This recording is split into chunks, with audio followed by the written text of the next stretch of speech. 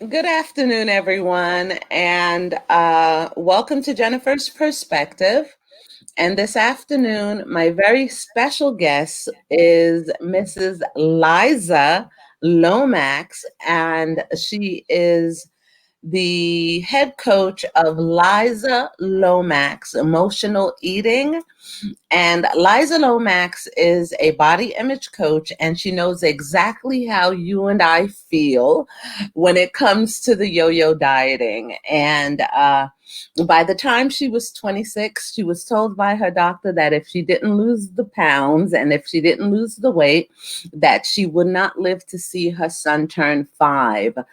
He was 2 at the time, and by the time Liza was in her 20s, Liza was almost 300 pounds. She had high cholesterol, high blood pressure, and she was borderline diabetic.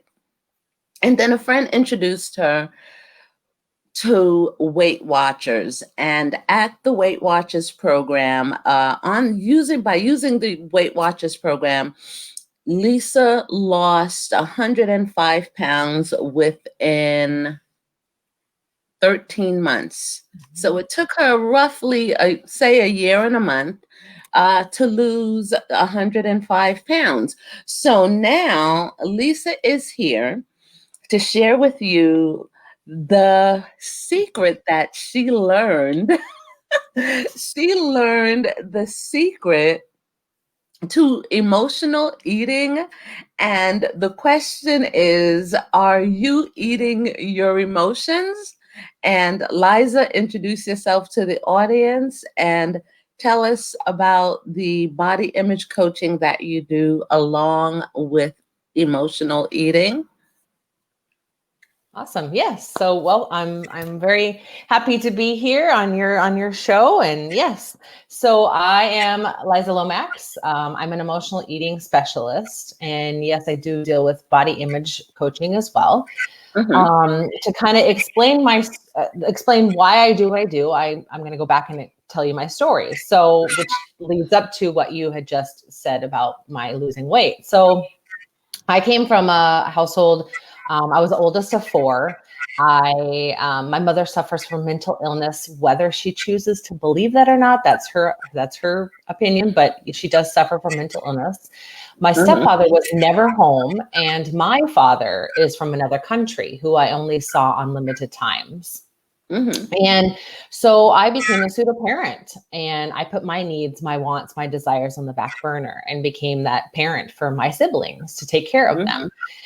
And there was a lot of toxicity. It was in a very abusive household, very religious. There were just so many things that were pounded into me about being, looking a certain way and dressing a certain way and acting a certain way and be a certain way. And those are the rules that we learn when we're kids. We have to be seen and not heard. And we have to, not show our emotions. And we have to, boys have to wear blue and girls have to wear pink. And there's all these rules that are set up for us.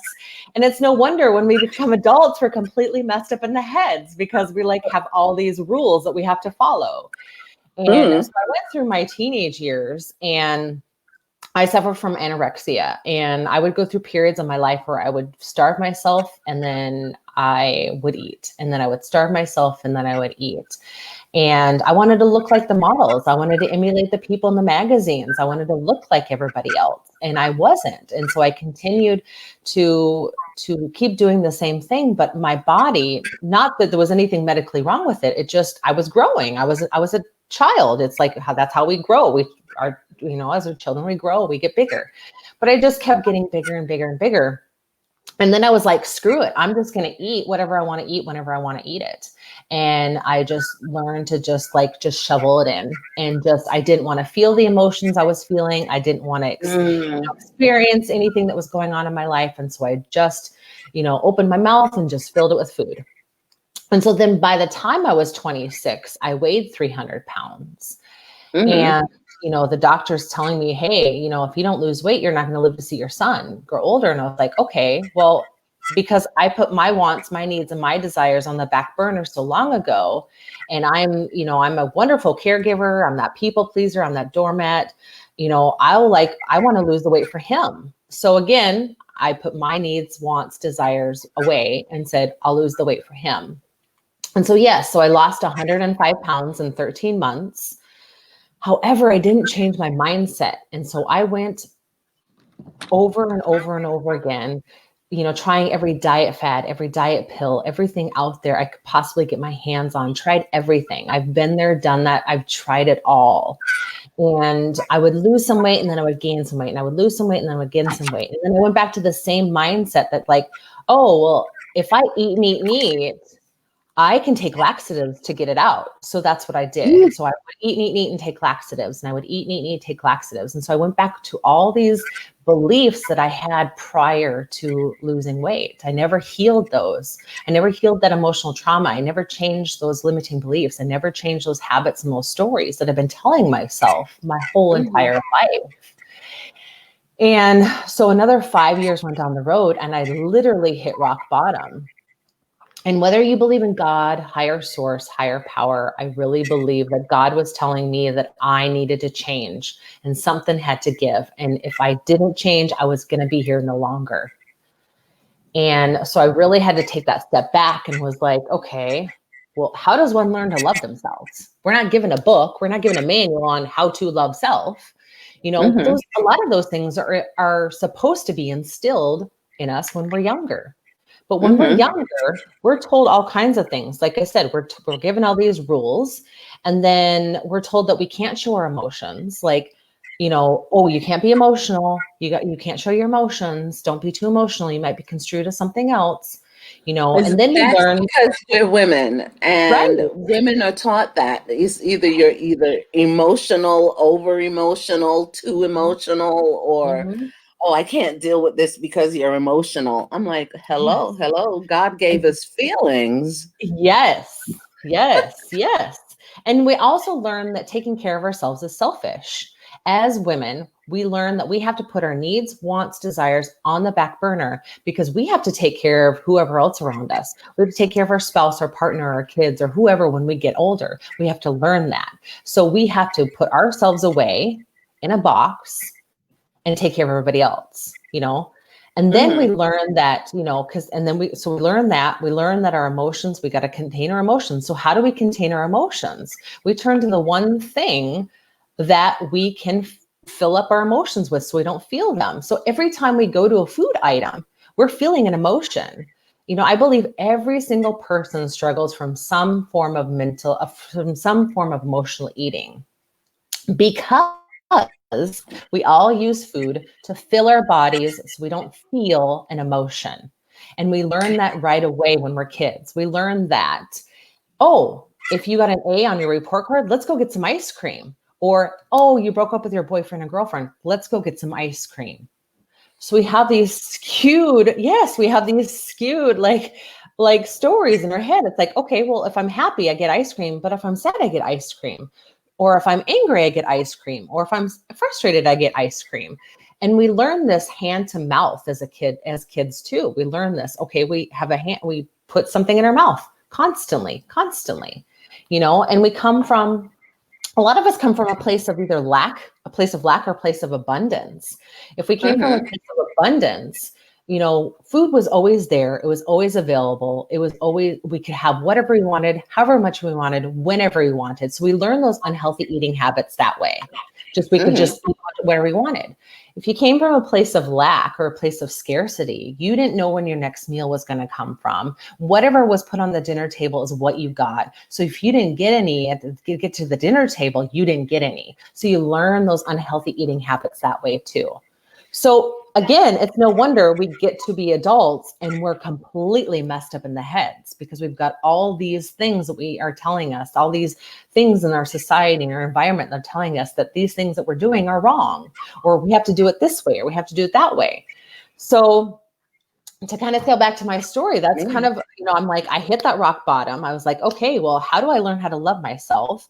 How do I learn how to take care of myself? So I went out and studied. Also mentioned something here. Can I ask you a question? Yeah, for sure. Do you think that having self-control or learning what the triggers are as well as when you go to the supermarket, because a lot of us, we put these things into our shopping cart. We Mm-hmm. put the food into our shopping cart. So, would you think that self control plays a part of it, or just changing the mindset, taking baby steps, and instead of doing it all at once, little by little by little, that you make changes and adjustments to your diet by changing the way that you think and the way that you have relationship towards food? Yes. Because you Yes. have a relationship with food. When it comes to food, we all have a relationship with our food, and it's Mhm. either we're savoring it or we're not enjoying it, or oh my God, we have our favorites that we turn to. So, Mhm. how do you, when you continue with the shift in the thought pattern, what is the next thing that you realize that the past relationships that we have with food is what was taught to us as children, right? Mhm. And as teenagers, you're still getting to know yourself. You don't know who you are. So you have like an identity like issue or crisis or something like that. And now as an adult, it took the doctor to help you to get clarity? No, I mean the doctor, no. So that doctor, when I went, it was like they doctors only take one semester of nutrition. Okay. People don't Really? understand that. They only take one semester of nutrition. So if you go to the Mhm. doctor and say, "Oh, I need to lose weight," they're just going to say, "Find a diet. Go find a nutritionist." Find a Okay. dietitian, because they can't tell you like what you specifically have to do. So at that time, the Mhm, doctor was saying, go find a diet, lose the weight. I don't care how you do it. Like no mhm, direction, no nothing, because they don't mhm, have that direction. They can't give that direction. They don't know that. So I had to mhm, go out and find it for myself. So, I mean, mhm, when I got to that point, I was like, okay, well, I went out and I studied every self help book, every guru, anybody out there I could get my hands on that could give me those tools that I could utilize going forward. And mhm, I, going out and, I went out and got certifications in a multitude of different things. I went and did a lot of, mindset work, shifting my beliefs, shifting my habits, changing my stories in baby steps, in small increments, one thing at a time, because you can't change a habit overnight. You didn't gain weight overnight. You can't lose weight overnight. You can't change a mhm, habit overnight. You can't lose it overnight. So a mhm, habit, you have to continuously do it over and over and over again. And it mhm. doesn't take 22 days. It doesn't take 2 months. It can take anywhere from 66 days to 250 days, 254 days to change one habit or one behavior. That's one Really? habit or one behavior. So imagine all the habits, all the stories, all the behaviors that we have that Mhm, are a detriment to us that we need to shift. It takes mhm, a lot longer than just overnight. So it's like, what happens on January 1st? Everybody gets all gung ho and goes to the gym and says, I'm going to lose weight. I'm going to New do this Year's to myself. I'm going to go, I'm resolution. going to be so excited. Yes. And then 2 weeks down the road, they quit. Or 2 months down Mhm, the road, they quit, mhm, because our subconscious reminds us of that original thought. It's like, oh, we told our subconscious that if we don't see any progression or if we don't see any progress, we're just going to give up. And so then that's what happens. Those old sabotaging behaviors come in, and then we give up. And then we spend the entire year putting ourselves down. And so we stay in that mhm, same cycle again. And then January 1st comes around and we get in that cycle again. And then we do the same thing over and over again. So it's like mhm, shifting that mindset and shifting that limiting belief, because our subconscious believes every single word that our conscious mind says to it. If you've been telling yourself that you're ugly, fat, stupid, and disgusting your entire life, anytime you go out, you are wearing a nice outfit, or somebody compliments you, you will never be able to accept that compliment, mhm, because your subconscious will remind you, no, no, no, remember, you told us that we're ugly, fat, stupid, and disgusting. So we can't accept that compliment. We can't accept that. We mhm. can't believe that. And we do that. Because our subconscious believes everything to be true. So if you're telling yourself all this stuff over and over again, then you're going to believe it and it's going to become reality. So somebody, say your husband, wife, spouse, whoever, compliments you and says, "Oh, that's a really nice shirt." What you're going to say is, "Oh my gosh, this is faded. It's too tight. I've gained some weight. I'm so uncomfortable. I can't believe I wore it. I shouldn't have worn it." You find all these excuses not to accept that because your subconscious is reminding you of that no, we can't accept that. So learning to overcome all those beliefs and those habits and those stories. And it got me to that point where I was like, okay, I found the tools, the keys, the knowledge and know-how. Now I can help other women do this because I know there's got to be other women out there that struggle that the same way, have very similar stories, similar backgrounds, whatever it was, they have something that is relatable to me. And I knew that there were other women out there. I mean, you get 100 women into a room and you tell them to raise their hand if they dislike anything about their bodies. And I guarantee you, everybody's going to raise their hand. There's always one thing. There's always that one thing, one thing. Because we go to the mirror every single morning and we nitpick at every single little imperfection that we see. We can't just accept it. Lisa, there was a time when you were almost 300 pounds. With your permission, I'm just gonna put the photo up on this was you, I guess. Let's see. Oh my God, where am I? This was you at your heaviest. And this is you now. This is you after the baby. And this was when your son was what age in this photo? Hello? He was, yep. Can you hear me? I'm here. I can hear you. He was about, I think he was 3.5. I think it was 3.5. Yeah, I'm trying to do the math in my head. Yes. So how much weight have you lost altogether? Like, how many pounds have you shed? You shed it like half of yourself in body weight? Right. So I lost 105 pounds originally. And then throughout the years, through the last, those other 5 years, I lost and gained and lost and gained. And then I had gained some weight. But then I was like, okay, well, I'm the yo-yo cycle, the yo-yo diet. Yep, yo-yo cycle. And about, let's see, because then I got to the point where I was like, you know what, I'm happy. I am loving myself. I'm loving my body. If I lose the weight, I lose the weight. That's fine. And then I ended up losing about 50 pounds, another 50 pounds, because I'd gained some and then I had lost some, because I've gained and lost so many times. I have yo-yoed more times than Oprah. I swear to God I have. I'm like, it's just like, I follow her and I'm like, hey girl, I've done the same thing that you have done so many times. Look, we've been there. We have all been there. Yes, we've been there. So it took me almost a year and a half to lose almost 90 pounds. If I put up a photo of my before and after photo, and every time I look at myself, I'm like, who is that? I'm like, and I remember the emotional state that I was in at that time. Oh my God. Every little thing. Yep. But we get stuck in these emotional states. We get stuck in them and then we don't know how to get out of them. And imagine, like last year, what happened? We had this pandemic that happened and it locked everybody in their homes. They didn't know what was going on. They're like, I don't know I'm like, oh my goodness, this thing is changing. I don't want to feel change, or I'm feeling all these emotions. I don't want to feel these emotions. So let's just shovel it in. Let's just eat.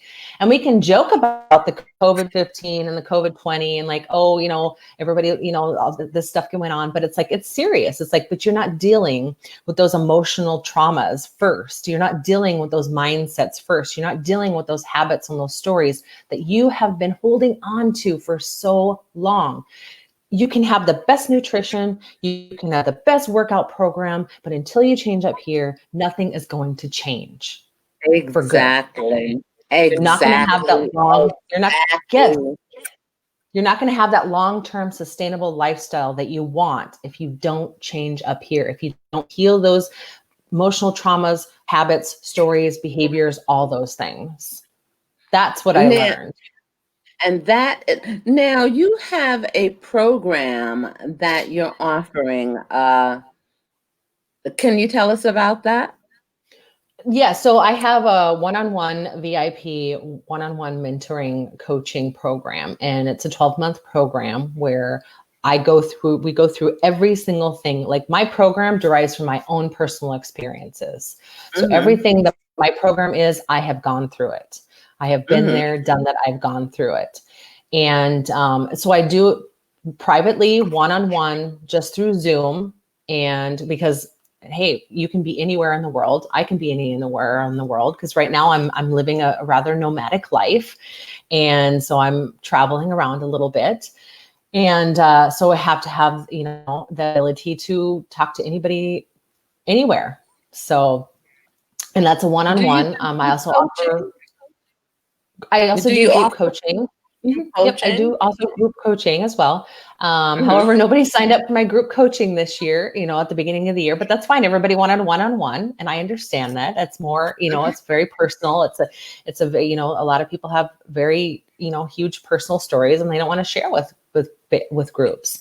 And then I also offer a weekly laser coaching option as well. Mm-hmm. Mhm. Have you written in, do you have any books that you are, any books or workbooks that you're currently promoting? No, I do not. And everybody asks me, they're like, when are you going to write a book? And I'm like, well, I wanted 2020 to go away first. And then I was like, well, let's just think about that. Mm-hmm. It's something maybe later down the road, but no, I don't have any, I'm not promoting any workbooks or books right in the moment. No. And do you have any gold? We have like 5 minutes, 7 minutes. Do you have any golden nuggets for us or anything like that? Golden nuggets. Oh, well, I always tell people I like to give people a challenge. So, whoever's listening, I challenge you to go to the mirror every single morning and say, I love you. So, we can say, I love you to our spouse, to our partner, to our kids, to whoever in our space, in our area, whoever it is, you know, but we can't say it to ourselves. We have the hardest time telling ourselves, I love you. And so go to the mirror and just say those three simple words, I love you. They have a huge impact on your day. I mean, there's so many benefits to saying I love you. It makes your productivity skyrocket. It makes you more successful. You have a bigger, brighter day. You feel better, brighter. You just stand up a little bit taller when you're really loving yourself. And then I always tell people, I am. I am are the two most powerful words in the English language because anything you put on the other side of I am has a huge positive or negative effect on how you're going to feel as well. So if you say, I am ugly, I am fat, I am stupid, well, then you're going to feel those. And that's how your day is Mhm. going to go. If you say, I'm beautiful, I'm smart, I'm amazing, I'm fantastic, I'm brilliant, you're going to stand up a little taller. You're going to be a little bit brighter. Your shoulders are going to be back a little bit. You're going to be holding your head higher. Just saying those little words, I am, whatever it is, put a positive connotation on the end of it, just anything positive. And so, yeah, those are my two little nuggets. Say, I love you, and say, I am beautiful, smart, brilliant, whatever it is you want to say after that. Okay. All right. Listen, now that is something that I can deal with because I had to learn to say those things to myself. I Mhm. had to learn to say to myself, I love you, Jennifer. I love you, Jennifer. And people be like, who is she talking to? And I would listen, and I would be sitting there in the mirror with my little compact or something like that, or I'll take a walk. I'll walk past one of my photos in the house, and I'll say, "You're smart. You're brilliant. You're funny. You're intelligent. You are powerful. You are Yes. brilliant." And these Yeah. are things that you have to say to yourself, because you have to encourage yourself when the negativity comes in and those negative thoughts and everything. You have to say that to yourself to encourage yourself. If not, I was hiding behind all that weight. Oh Yeah. my God, like literally. And I would look Hmm. in the mirror and I would say to myself, Jennifer, where are you? Who are you? Like, what is going on? And I was so determined that it took me a little time, but I changed my eating habits. I changed my thought pattern, and eventually I dropped 90 pounds within 1 year, and I'm doing really, really good. Now, I've plateaued. I Hmm. plateaued for the pandemic, but I'm still working on that. Can you give us the .coms and where to connect with you? Oh, yes. So you can check out my website at lizalomax.com. I'm also on Facebook under Liza Lomax, Instagram, LinkedIn, Twitter, all the social media platforms. I'm everywhere. Okie dokie. And you are a polka dot. You are a I polka am dot a dot. member. Yes. Yes. Yay. Oh my gosh. Well, Liza, I'm sorry. Liza, like Liza Minnelli. Liza, thank you so very much for Thank taking you. the time to just be here with us today and to share your thoughts and to share that it's the mindset around food and emotional eating. And for those of you that are listening, connect with Liza Lomax. After the show, you can connect with her on Facebook, LinkedIn, Twitter, and Instagram. And her name is spelled LizaLomax. And I think it's elizalomax.com as well. Yes. Okay. And on that note, thank you so much. Thank you Thank so you. very much for taking the time to be with us. Yes. Honor and respect. Thank you so much, Yes. Liza, and have a wonderful day. Thank you. You too. You too. Bye. Bye.